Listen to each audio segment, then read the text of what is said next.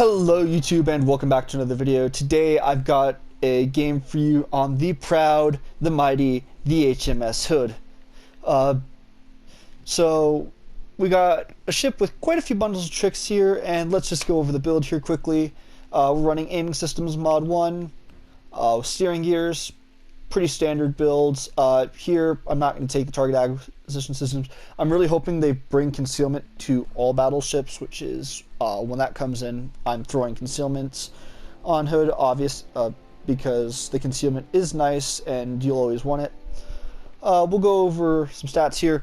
A whopping 67.7 HP, so you are up there with a lot of the tier 7 battleships, a little less tanky than some of the tier 7 battleships, but really tanky nonetheless. I think, if I remember correctly, you are the highest tier 6 battleship's HP. But of course, you also have your 14-inch guns, same as a lot of the other British ships the tiers before you, with some really nice HE and some really mean AP. Secondaries, 5.2 clicks, you don't expect them to do anything. They're nice for setting up fires up close, but you don't worry about it too much. Your AA, it's AA, you've got Rocket AA, which is honestly laughable, but this build is this ship AA is laughable in general, and I don't really like to talk about AA. 29.8 click speed.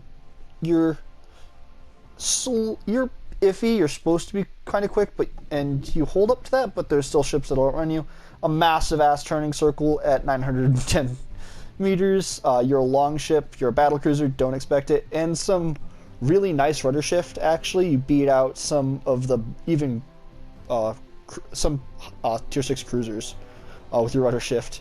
14 clicks for the detection. You're a battleship. Don't expect it. And here we'll go over the armor now. So here you'll see we've got this sort of icebreaker-esque armor that doesn't really do what it's supposed to do. It's a little 4-end belt armor that we look at your nose though. You got 25mm, which is just there to help bounce some 356. That honestly isn't going to do too much. And here you take a look at the really weird structure that is the hood. Take away the superstructure. Superstructure is farmable, of course. British massive superstructure. Take away the casemate because it's not going to do too much for you.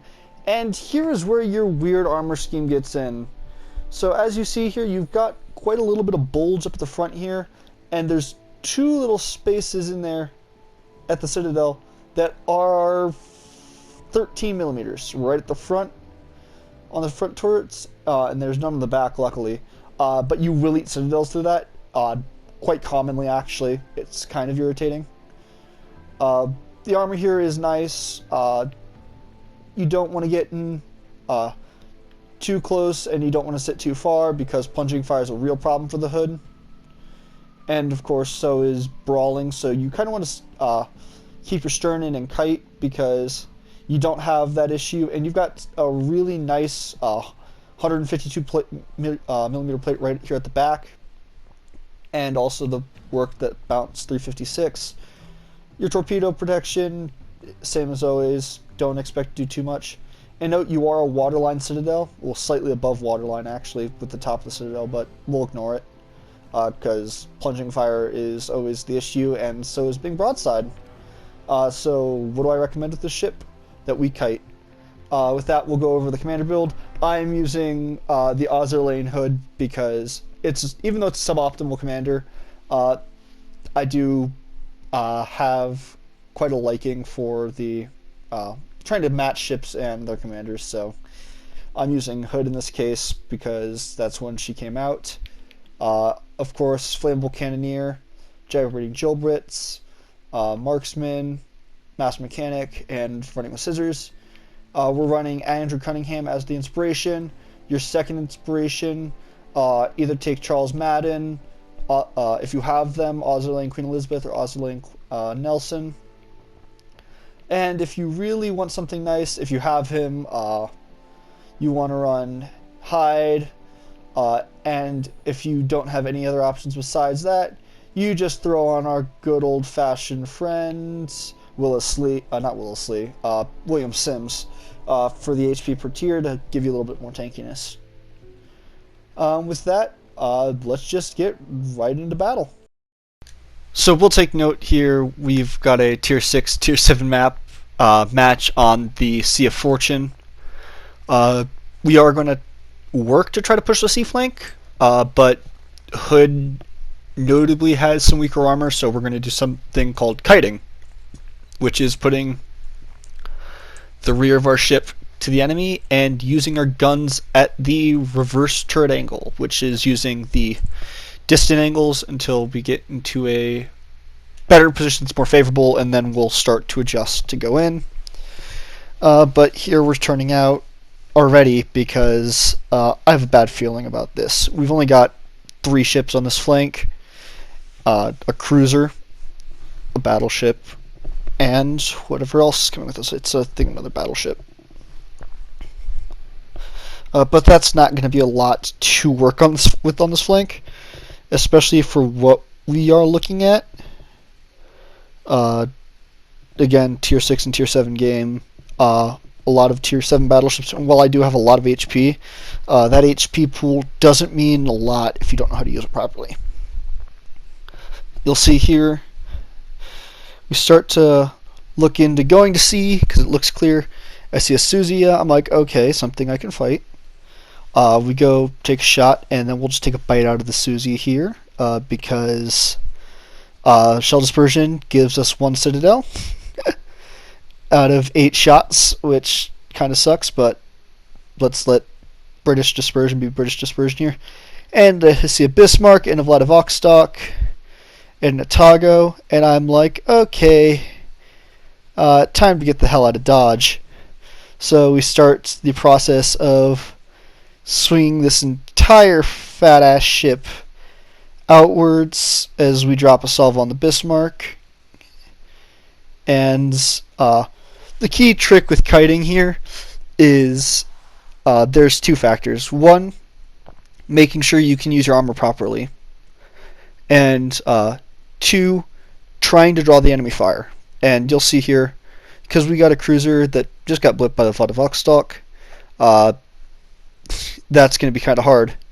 So Bismarck opens fire on us now that we are one of the major targets on this direct flank. So we turn out, and now we are working to draw fire. So I'm trying to draw the fire of the Vladivostok and also the Bismarck.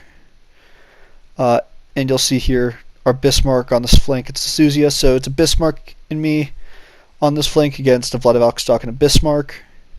However, I'm in no position to actually fight in this because their guns will shred through my armor.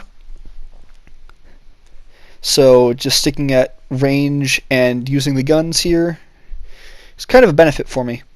This Bismarck is starting to rush in, which I really wish he didn't do, but we've got to deal with it as we turn out now and see Bismarck is coming around this island. So we start to turn a little bit harder, get the guns so we can try to get all 4 on him. Of course, you can see the slow traverse really screwing with us, but we'll drop a few shells in the Bismarck, get 2 defended medals.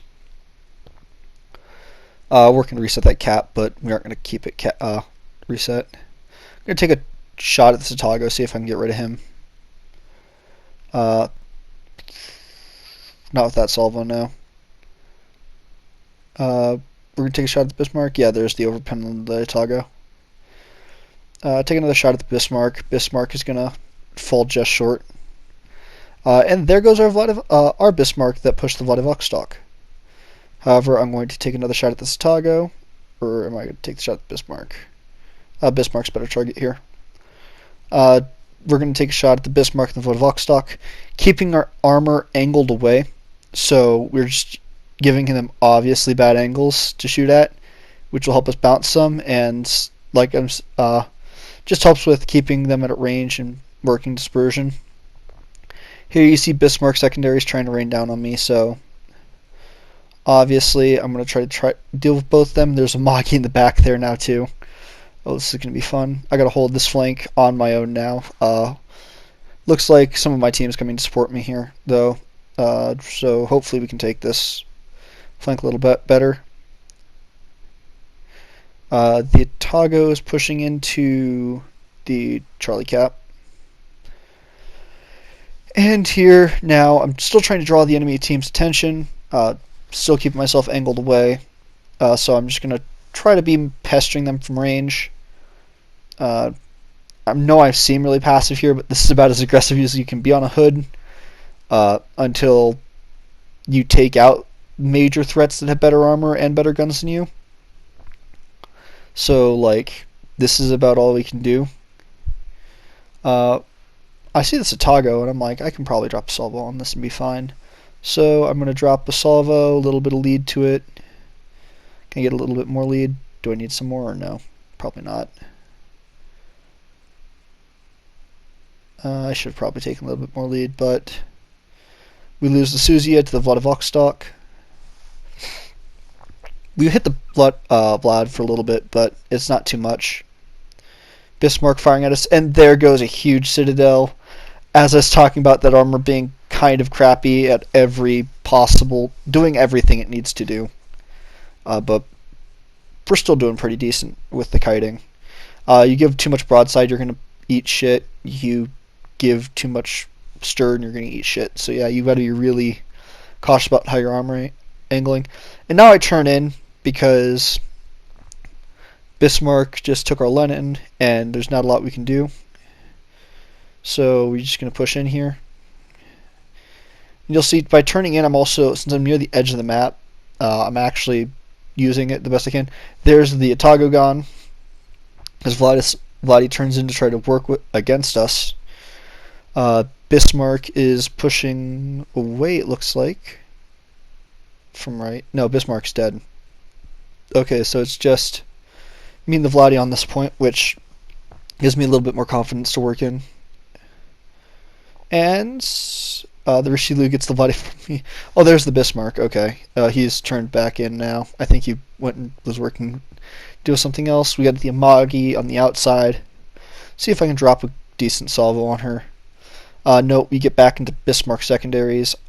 I'm not too worried about being under Bismarck secondaries because Bismarck secondaries don't do that much. I'm going to use the nose armor a little bit to angle, hoping that little piece of armor plate in the bow really helps me, but I've got a destroyer here, or something with torps. Something tried to torp him. It's gone now, more than likely. I know RDD's still here. RDD's over on the other side of the map, though, so yeah. Something with torps tried to fire at the Bismarck. So I'm just going to work to fire at the Bismarck here, and the Richelieu goes and blips it again. So the Richelieu is really being helpful here on this flank, helping to keep me alive because I'm in a really bad ship with arguably worse armor. But I still like the hood regardless. So here we go, turn in. The Amagi here is nose in, so I'm going to try to drop a salvo on her here. Salvo ends up being decent, not the best, not the worst. Richelieu is trying to get some support in the mid as he goes up against a Gneisenau and an Algerie. He should just be able to blip the Algerie out of existence. I wouldn't be surprised with how well he's been doing, just ripping things from existence anyways at this point. So Amagi's pushing in towards me. I'm going to try to deal with Amagi the best I can here. Again, she's a battle cruiser as well. She's got better armor than I do, though. And, of course, better guns. Because, of course, everything beats out the Admiral-class battle cruisers. Well, the Admiral-class battle cruiser hood. Regardless how mighty and how beautiful she might be. We just continue holding up here. Slow down here, seeing if Amagi wants to push the same way I'm thinking he wants to. That, and it also will help me get an angle on this Gneisenau if I need it. If he's pushing out, which he could very well. Note we outgunned Gneisenau, which is really nice. We don't beat its armor scheme, but we definitely outgun it. But the Richelieu rams the Gneisenau. And that's that. So now it's just the Amagi here. And I am all too ready for this fight at this point. We are pretty much point blank. We've got the destroyer coming over, and, well, the Samagi isn't going to be too tough an opponent at point blank because he'll just straight overpen me if he ends up doing anything. That and Amagi's guns tend to be kind of weird. I don't take the shot through the island even though he can spot me. He's trying to go for the ram here, and I'm just not going to take it. He starts to prepare the ram. Note, you see he's going nose in. He gets our road in. And so he's expecting me to try to go for the ram, and, well, I don't want to ram. I want to win this in a straight gunfight without just having to die to flooding. He's starting to turn in to try to meet me. I keep swinging wide, and finally I get this wide asshole just around him enough. He starts to slow down, and see if I can drop the guns in here. A fire doesn't work. Just continues turning. And we try to win this engagement properly.